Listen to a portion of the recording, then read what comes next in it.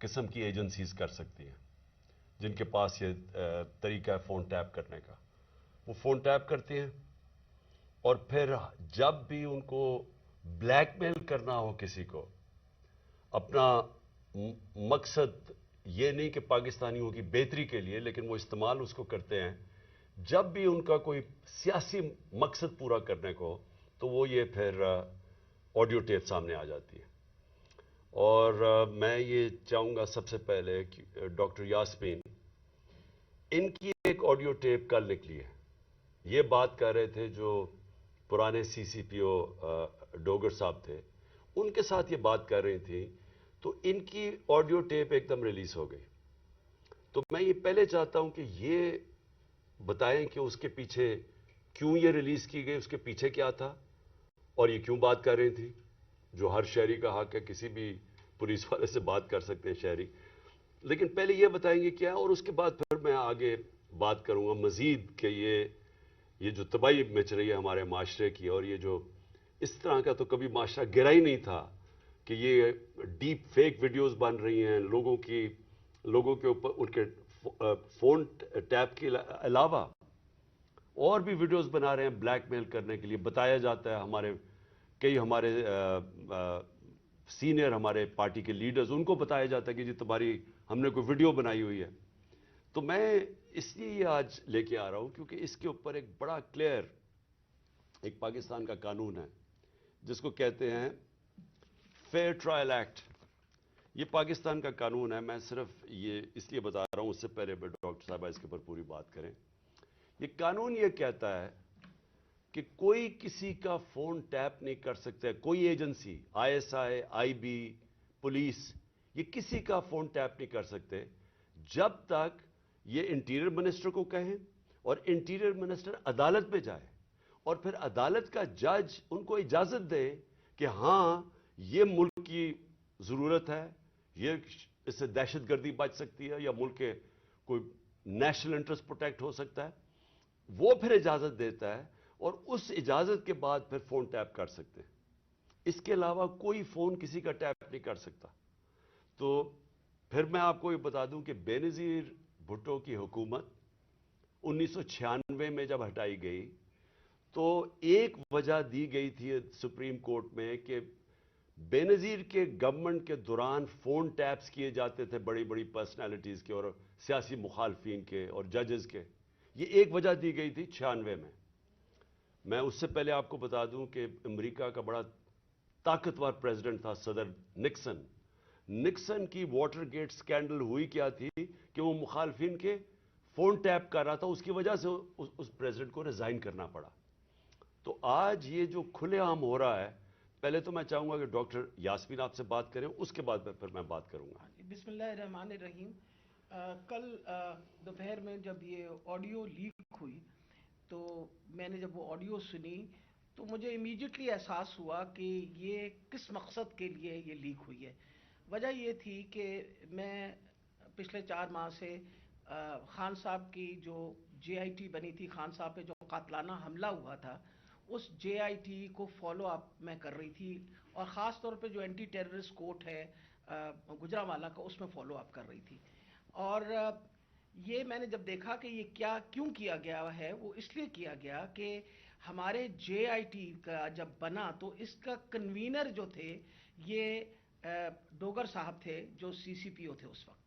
اور انہوں نے ڈوگر صاحب نے یہ بات انکشاف کر دی تھی حکومت کے سامنے کہ اس میں 3 لوگ ملوث ہیں.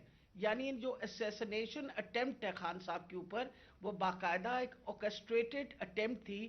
اور انہوں نے کہا کہ امپورٹنٹ چیز ہے کہ انہوں نے بتایا کہ ایک بندہ نہیں، اس میں 3 لوگ کم سے کم ملوث تھے، اور ان کا ایویڈنس انہوں نے کورٹ کو دے دیا تھا. اور اس کے بعد جو پتا چلا وہ یہ ہے کہ افسروں کو بلیک میل کیا گیا. یہ کورٹ میں جب ایویڈنس کیا اور بلیک میل ہو کے کچھ افسروں نے ریزائن کر دیا، لیکن سی سی پی او جو ہیں ڈوگر صاحب، ہی اسٹک ٹو ہز گنز، وہ اسی طرح انہوں نے مینٹین کیا کہ یہ انکشاف ہوئے. یہ تو ساری باتیں میرے سامنے تب آئیں کہ جب ہم اے ٹی سی میں گئے، یہ جو گجرانوالہ کا کورٹ ہے، تو ایویڈنس جو خان صاحب کا یہ انویسٹیگیشن کا ایویڈنس ہے وہ آنے دیتے ہی نہیں تھے، اور اس کا حوالہ یعنی جب سی سی او پی کو ہٹایا تو ڈی جی اینٹی کرپشن کو دے دیا گیا. جو چیف انویسٹیگیٹنگ آفیسر تھا جس کا نام انور شاہ صاحب تھے، ان کو انہوں نے پہلے کیا کیا کہ اس کو او ایس ٹی کر دیا، اور اس کے بعد جو ڈی جی تھا اس نے سارا ریکارڈ جو ہے اس کو سیل کر دیا اور تالا لگا دیا. ہم نے جب بار بار کہا کورٹ کو کہ جی یہ ہمیں ایویڈنس چاہیے، جو سارا ایویڈنس منگوائیں، تو پہلی دفعہ جو سیکنڈ ہیئرنگ تھی اس میں انہوں نے آ کے کہا کہ جی ڈی جی بدل دیا گیا ہے، اور یہ چٹھا صاحب کو لگا دیا گیا نیا ڈی جی اینٹی کرپشن، جو کہ ثناء اللہ کا رائٹ ہینڈ مین ہے، اور اب وہ ریکارڈ دے گا. اس کے اوپر جج صاحب نے غصہ کھایا اور انہوں نے کہا کہ میں اب اپنے پروسیکیوٹنگ آفیسرز بھیجوں گا. انہوں نے اپنے پروسیکیوٹنگ آفیسرز بھیجے، اور پروسیکیوٹنگ آفیسرز نے جب وہ کمرہ کھلا اور تالا کھلا تو دیکھا گیا کہ ایویڈنس سارا غائب ہو چکا ہے، اور چند صفحے 11 صفحے رہ گئے تھے اس سارے ایویڈنس کے، باقی سارا کچھ چوری ہو گیا. اور یہ بات کا انکشاف خود ہی ڈی جی نے بھی کیا اور اعلان بھی کر دیا کہ اب میں اس کے اوپر انکوائری کروں گا، یعنی خود ہی چور اور خود ہی منصف بننے کی ارادے سے. میرے لیے یہ ایک اتنا بڑا ہمارے لیے سانحہ تھا کہ سارا ایویڈنس جو ہے اس کو انہوں نے خرد برد کر دیا، کہ جب ہائی کورٹ کا آرڈر پتا چلا کہ جی ہائی کورٹ نے سی سی پی او کو دوبارہ لگایا ہے، تو میں نے مناسب سمجھا کہ میں سی سی پی او سے پوچھوں کہ کب آپ کی اپوائنٹمنٹ ہو گئی ہے، کیونکہ ہماری جو جے آئی ٹی ہے وچ از دا ریل جے آئی ٹی، جو اس وقت حکومت تھی اور حکومت نے یہ سارا کچھ کیا تھا، جے آئی ٹی بنائی تھی وچ از a legal J I T, تو ہم نے تو آلریڈی اس پہ ہمیں ٹرسٹ تھا کہ یہ بندہ جو ہے. تو میں نے ان سے پوچھا کہ آپ کب تک جوائن کر رہے ہیں، تو انہوں نے کہا جی ابھی تک میرے آرڈرز نہیں آئے. وہ آپ نے سارا ٹیپ سنا جس کے اندر کوئی ایسی بات نہیں پوچھی گئی. اس میں مجھ سے سوال پوچھے گئے کہ کنسرن کیوں تھا. ارے بھائی مجھے کنسرن نہیں ہوگا تو کیوں نہیں کنسرن ہوگا؟ وجہ یہ ہے کہ خان صاحب کے اوپر قاتلانہ حملہ ہوا، خان صاحب کی ساری جو انویسٹیگیشن ہے ان کے آپ نے بندے بھی غائب کر دیے، اس کے بعد جن لوگ جو ایویڈنس ہے اس کو بھی غائب کر رہے ہیں آپ. تو ہمیں تو بالکل کسی طریقے سے کسی اور پہ ٹرسٹ نہیں تھا، اور ہمیں امید تھی کہ اب سی سی پی او کے واپس آنے سے، یعنی ڈوگر کے واپس آنے سے ہم دوبارہ اپنا جے آئی ٹی جو ہے وہ شروع کر دیں گے.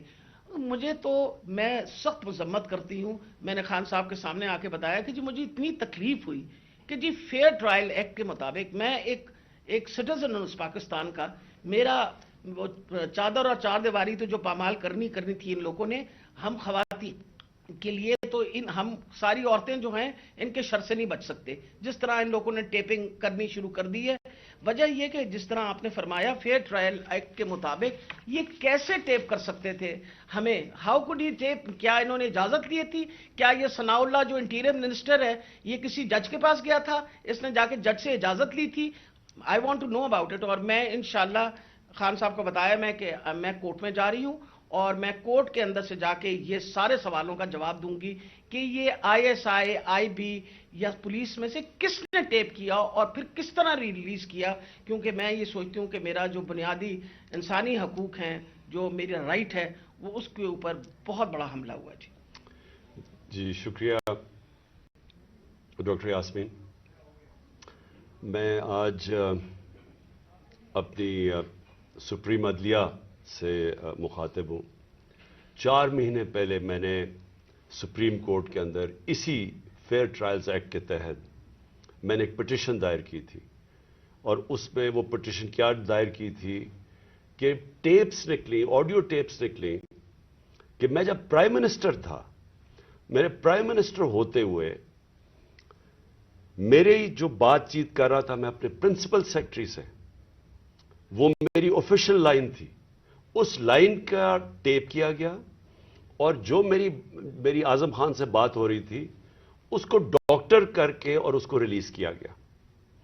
اس کے علاوہ بشرا بیگم وہ آفیشیل لائن سے کسی سے بات کر رہی تھی، ان کی بھی ٹیپ کر کے وہ جو ان کی بات چیت تھی، جو کانورسیشن تھا، اس کو بھی ڈاکٹر کر کے چینج کر کے اور 2 دفعہ وہ ریلیز کی گئی.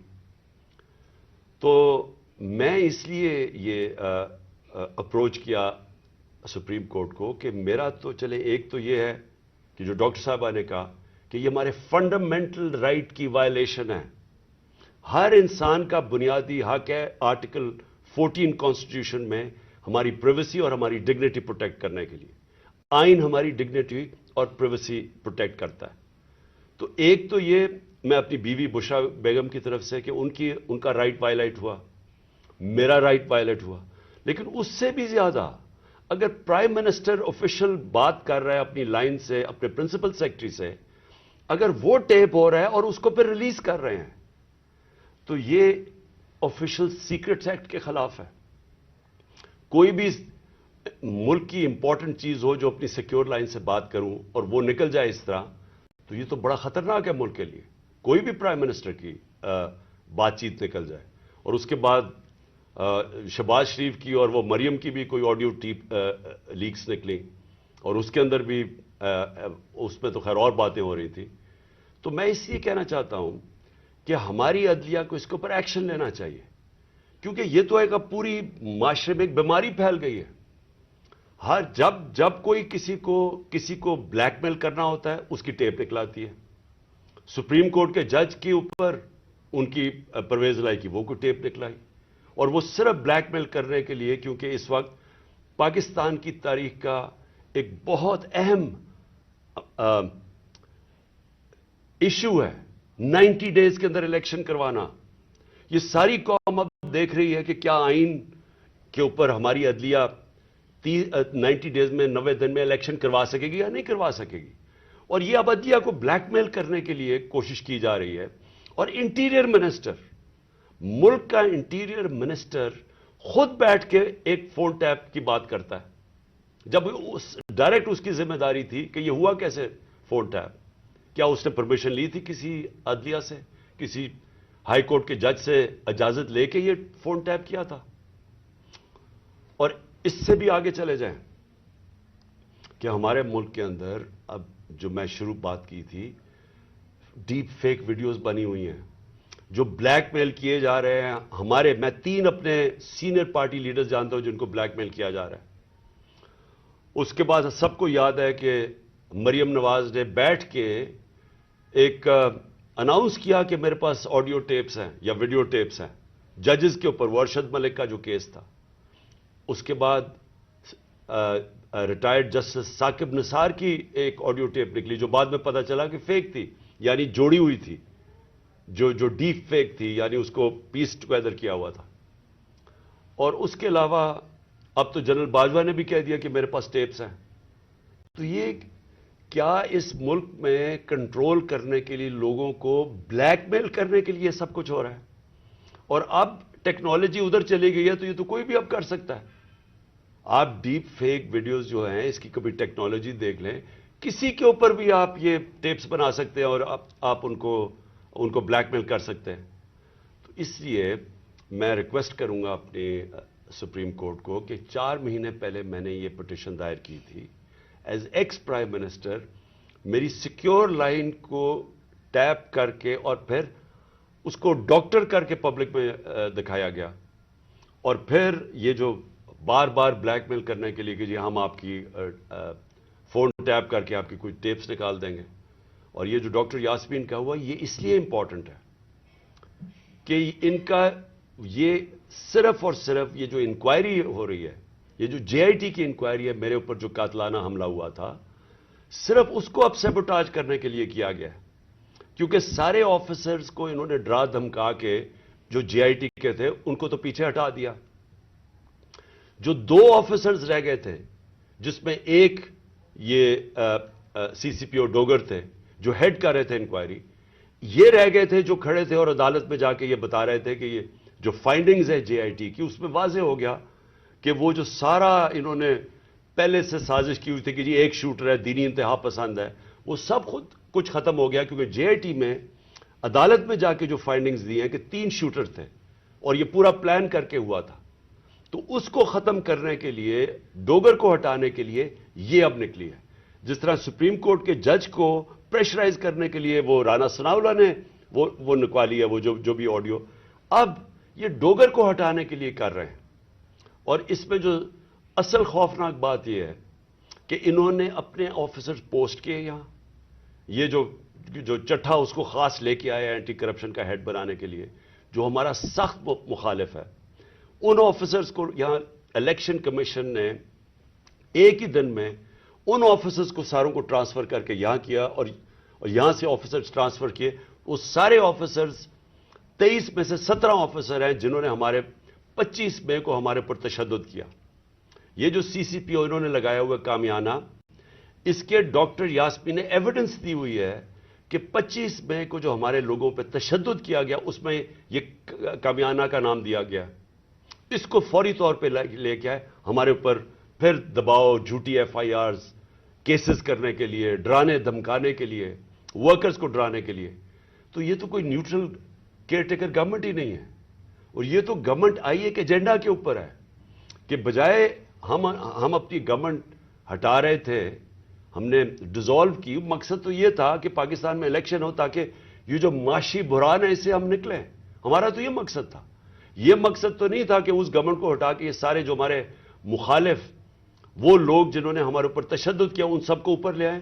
اور جو جے آئی ٹی میرے اوپر بنی تھی، جو پنجاب گورنمنٹ نے بنائی تھی، اس جے آئی ٹی کو سیبوٹاج کریں اور آ کے اس کا ریکارڈ پہلے سیل کریں اور پھر ریکارڈ میں سے سارا ریکارڈ غائب کر دیں، صرف 11 صفحے رہ جائیں اس کے، اور اوپر وہ آدمی کو بٹھا دیں جس نے آتے ساتھ ہی اس کی مشن یہ تھی کہ جے آئی ٹی کو سیبوٹاج کیا جائے تاکہ کسی کو نہ پتا چلے کون اس کے پیچھے تھا جنہوں نے مجھے قتل کرنے کی کوشش کی. اور یہ ساری آڈیو لیک اس لیے ہوئی ہے، جس طرح کہ سپریم کورٹ کو بھی بلیک میل کرنے کے لیے آڈیو پہلے ہوئی ہے. تو میں آخر میں پھر سے ریکویسٹ کرتا ہوں کہ ہم اپنے سپریم کورٹ کو درخواست کرتے ہیں کہ 4 مہینے پہلے میں نے پٹیشن کی تھی، پھر میں نے پچھلے ہفتے اس کو پھر سے کہا کہ اس کو سنا جائے. میں اس لیے کہہ رہا ہوں کہ میں ہمارے معاشرے کو بچائیں ان بلیک میلر سے. ان لوگوں کو سامنے لے کے آئیں. کون ذمہ دار ہے کہ اس معاشرے کے اندر بجائے یہ کہ یہ اس ملک کے صاف اور شفاف الیکشن کروا کے اس ملک کو آگے لے کے جائے، جمہوریت کی طرف لے کے جائے، یہ معاشی بحران سے نکالیں. جو لوگ تباہ ہو رہے ہیں اس وقت مہنگائی سے، جو لوگوں کا آج جتنا برا حالات ہیں پاکستانی قوم کے کبھی تھے نہیں، جو انہوں نے جس طرح 11 مہینے کے اندر ایک لوگوں کا معاشی قتل کیا. تو بجائے ادھر لے جانے کے جس لیے ہم نے اپنی گورنمنٹس ڈیزالو کی تھی کہ یہاں الیکشنز کروا کے اس ملک کو اس بحران سے نکالیں، یہ الٹا اس کو استعمال کر رہے ہیں ہمیں کراش کرنے کے لیے. اور یہ جو میں جے آئی ٹی کا پھر آخر میں یہ کہتا ہوں، یہ جو انہوں نے سیبوٹاج کرنے کی کوشش کی ہے، اس کا مقصد یہ کہ طاقتور جو میں کہتا تھا وہ 3 لوگ ملوث تھے، میرا کوئی بھی تھوڑا سا بھی شک ہو اور کسی کا بھی شک ہو وہ سب ختم ہو جانا چاہیے کہ وہ لوگ یہ جو سیبوٹاج کرنے کی کوشش کر رہے ہیں وہی ملوث تھے میرے قتل کرنے میں. تو میں اپنی عدلیہ سے آج امید رکھتا ہوں. میں نے پھر سے پچھلے ہفتے پھر سے کہا کہ میری پٹیشن سنی جائے. ڈاکٹر یاسمین وہ کل اس کا کیس کریں گی، عدالت میں بھی جائیں گی جو ان سے کیا گیا، جو فیئر ٹرائلز ایکٹ کے اندر اس کی جو وائلیشن